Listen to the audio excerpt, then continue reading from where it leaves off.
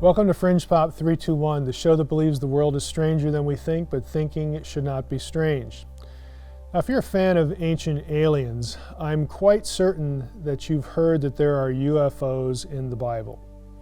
Yep, you knew we would get here at some point. The most famous alleged example is probably Ezekiel Chapter 1. The idea is that the prophet saw a UFO, and it's been popularized by ancient alien theorists like Erich von Däniken in Chariots of the Gods, and a book written by Joseph H. Blumrich, a former, now deceased, NASA engineer. Blumrich's book, written after leaving NASA, made headlines across the United States. People presumed that since Blumrich had worked for NASA, he has to be correct here. But is that conclusion really logical? Sure, if you work for NASA, you're smart, but does being competent in engineering and physics, fields like that are entrenched in the hard sciences, does that equip you for having skills in biblical exegesis and interpretation? It's a fair question. We might also ask, did Blumrich even know Hebrew? Was he competent at all in ancient Near Eastern contexts? Recall that Ezekiel was, after all, writing from Babylon, as Ezekiel Chapter 1 makes perfectly clear. Or is it more likely, after having spent years seeing craft like the lunar module, that Blumrich's work environment influenced what he saw in his mind's eye while reading Ezekiel 1? On the other hand, again, to be fair, if Ezekiel didn't see an alien spaceship, what in the world did he see? Well, if you're wondering any of these questions, you've come to the right place.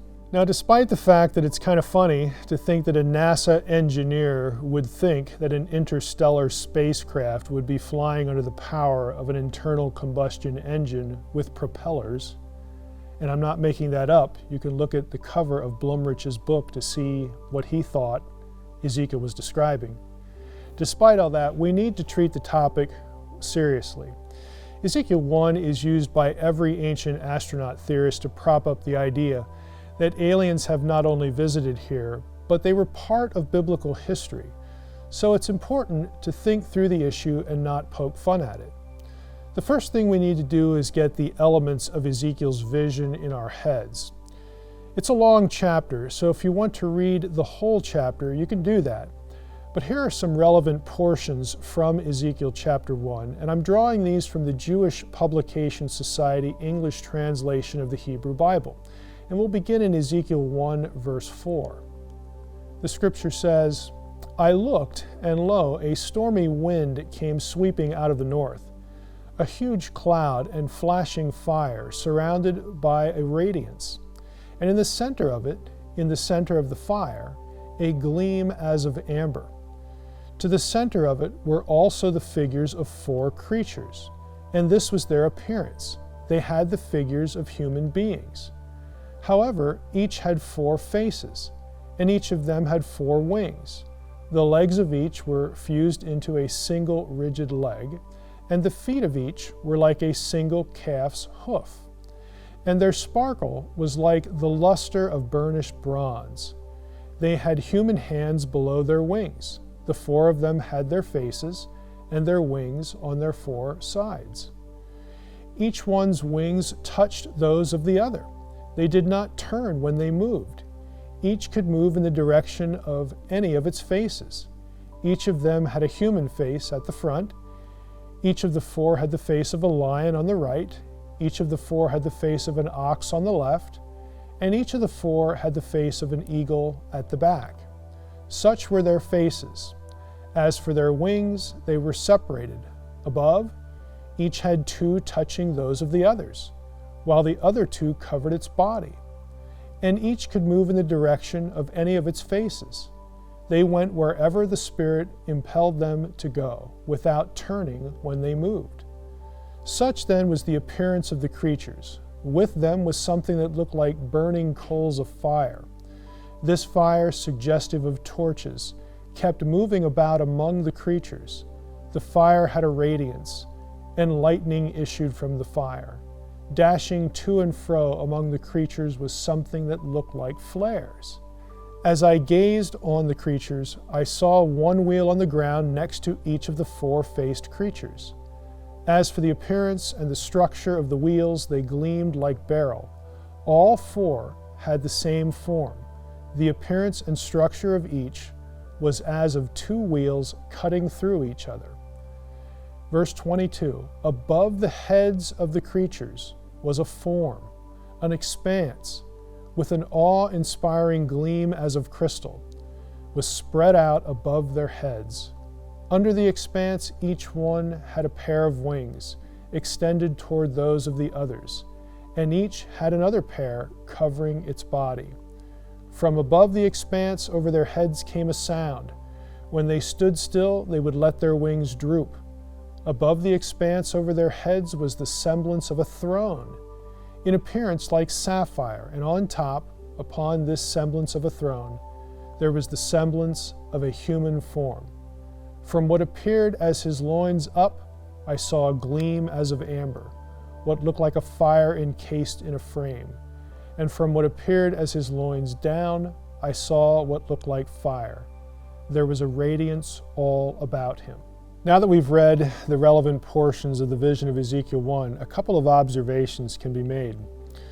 For instance, the creatures are unidentified in Ezekiel 1.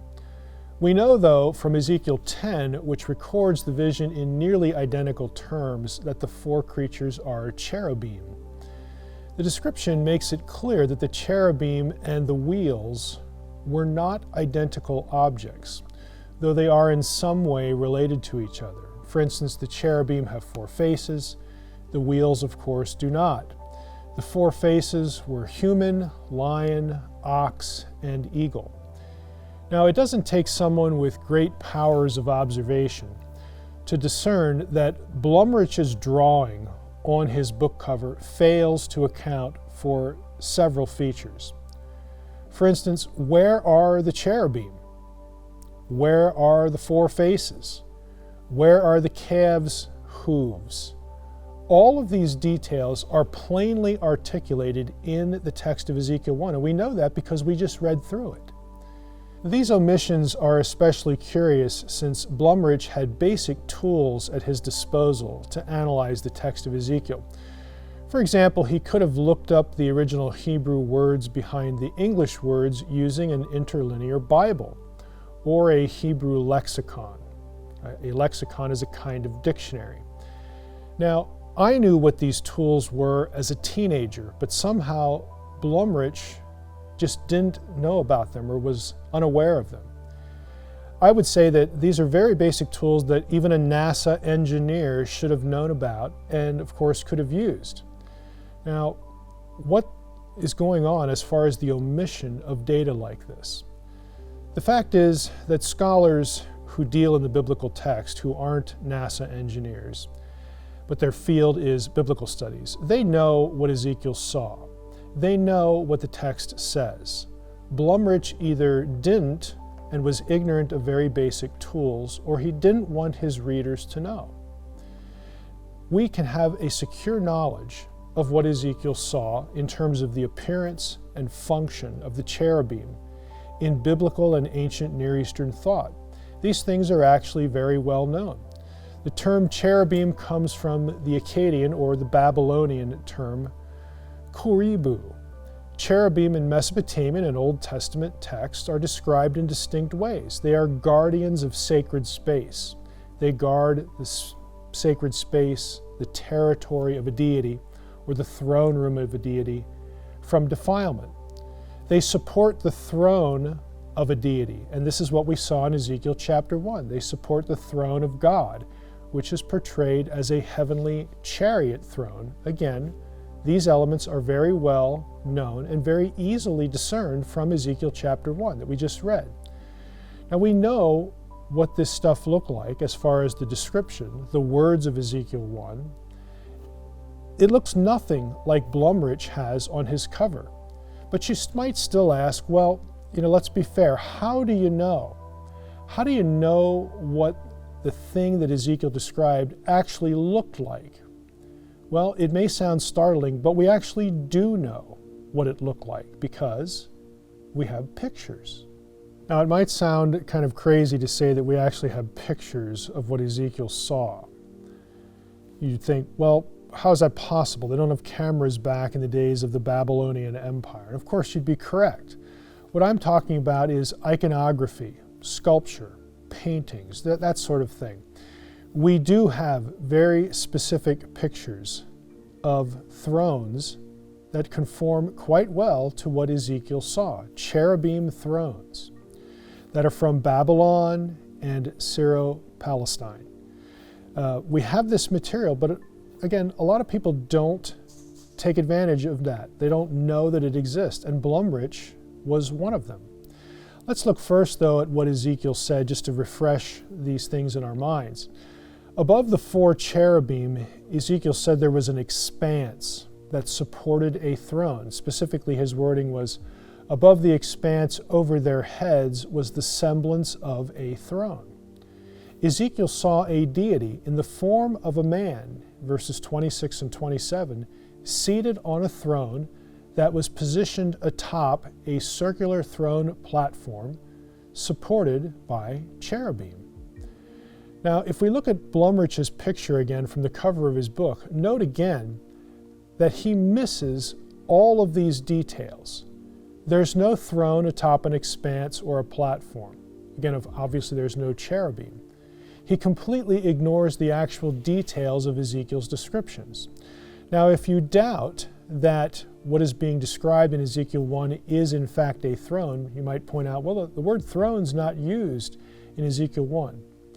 Well, you'd be right about that observation, but you'd be wrong that it isn't a throne. And we can tell that very clearly from another description of God's throne that matches what we see in Ezekiel 1.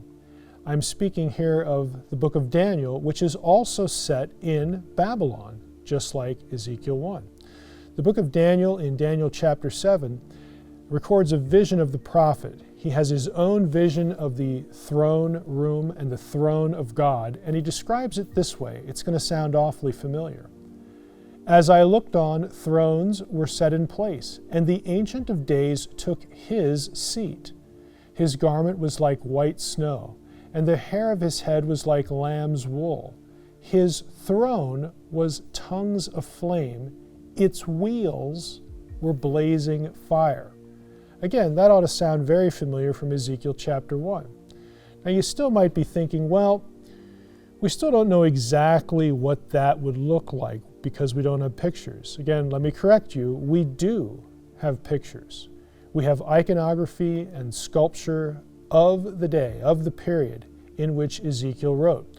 All of the elements in Ezekiel's description are visible, except one, and we'll get to that a little bit later because it's important to interpreting the vision. Now, taking a look at these pictures of royal thrones in the ancient Near Eastern world, again from Syria, Palestine, and of course Babylon, you can see that specifically they account for all of the elements in Ezekiel's vision. We have cherubim with wings, we have deities, divine beings with 4 faces. We have situations where we get a throne that incorporates hooves and calves' legs. All of these elements drawn from Ezekiel 1 show up in what essentially are the pictures, the photographs of the day, iconography, sculptures, carvings, paintings. We know what Ezekiel saw because we have this material. And it's very important that we recognize the importance of reading Ezekiel, again set in Babylon, in both a Babylonian and an Israelite context, with material known from the prophet's own day, and of course, known by the original audience to which he was writing. Now, despite all of this correlation between the text of Ezekiel 1, and we'll just throw Daniel 7 in there, and ancient Near Eastern iconography, again, allowing us to really know what Ezekiel and Daniel saw, an ancient astronaut theorist might be prompted at this point to ask a fairly obvious question. Well, what about the eyes in Ezekiel's vision? You didn't mention the eyes. And you're right, I didn't. This is the one omission of detail that I alluded to earlier. Note that the wheels, not the cherubim, but the wheels in Ezekiel 1 are described in verse 19 this way. Their rims were tall and frightening, for the rims of all four were covered all over with eyes. Now, the version of the vision we get in Ezekiel 10, remember Ezekiel 10 is where we find out that these are cherubim. That version adds that the eyes were also covering the creatures, the cherubim themselves. Now, that the eyes were within the heavenly throne creatures is an important interpretive clue to the meaning of the vision, and that these creatures are somehow associated with the wheels is also important, again, to the right interpretation. Now, in his commentary on the book of Ezekiel, Old Testament scholar Daniel Block notes that the word translated eyes, in Hebrew ayin, in Ezekiel 1, 17 and 18, quote, had been used earlier for sparkle or gleam in verses 4 and 16. Now, sparkling and gleaming are, of course, familiar descriptions for stars throughout ancient literature. Block elsewhere makes the important observation that the four faces of the cherubim in Ezekiel's vision correspond, and I would say not coincidentally, to the four signs for the cardinal direction points in the Babylonian zodiac. Now, this imagery about the eyes in the heavenly creatures were not overlooked by the Apostle John in the New Testament. In the heavenly throne scene in Revelation 4 and 5, John borrows this terminology from Ezekiel and other elements of Ezekiel 1 as well to describe the heavenly creatures who were, quote, full of eyes in front and behind. That's Revelation 4:6. Now, other scholars, aside from Block, such as Pilch and Malina, have noted something important about this. They write, quote, the ancients called stars eyes and thought them to be living entities. Constellated stars called full of eyes were perceived as animate beings like persons or animals. Since Ezekiel sees all four constellations moving at once, again in a wheel, in a circle, his vantage point was high above the entire cosmos in verses 4 through 11 in Ezekiel 1. Now, what Ezekiel was looking at were constellations moving through the heavens in their regular cyclic path around like a wheel. That the four faces of the cherubim are the cardinal points of the Babylonian zodiac would make perfect sense if this is a vision of constellations. So what's the point? What's the point with the vision? Now, if we care to interpret Ezekiel's vision in its own Babylonian and Israelite contexts, it's crystal clear that it has nothing to do with spaceships and ancient astronauts. Rather, the wheels within wheels and the chariot throne vision is a way of symbolically describing the stars in constellations in their courses, their regular courses. And constellations do what? They mark time. They mark the passage of epochs in history. The messaging of Ezekiel 1 has a very specific aim. Ezekiel's vision proclaims to the captives from Judah, exiled in Babylon, that the heavenly king, the deity on the throne, the God of Israel, Yahweh, who controls the cycles of time and history, which again the patterns of the stars make, is ultimately in control of their destiny. Their destiny is not under the control of the Babylonian deity Marduk, the chief deity of the city of Babylon at the time that Nebuchadnezzar captured these Israelites, these people from Judah. So it's a message of hope. The God of Israel is still in charge of the course of human history and the destiny of the captives. And Ezekiel communicates that with very familiar imagery about not only the passage of time and who's in control of it, but essentially who is still on the throne. Now, in the end, we see that Ezekiel's vision makes very good sense in its own context, and that ancient alien theorists like Blumrich and Eric von Daniken and really anyone else simply choose to ignore the elements of the passage that are actually laid out in the passage, and they choose to not read the passage in light of ancient Near Eastern pictures, iconography. And the refusal to do those things leads them astray. And if you're listening to them, it will lead you astray as well. Thanks for watching Fringe Pop 321. Please visit our website for information that goes beyond the episodes here. Each episode has a companion web page that goes with it where you can get information and resources for your own study. If you want to support what we're doing here at Fringe Pop 321, please go to fp321.com/s. And please return and watch some more episodes, because what you know may not be so.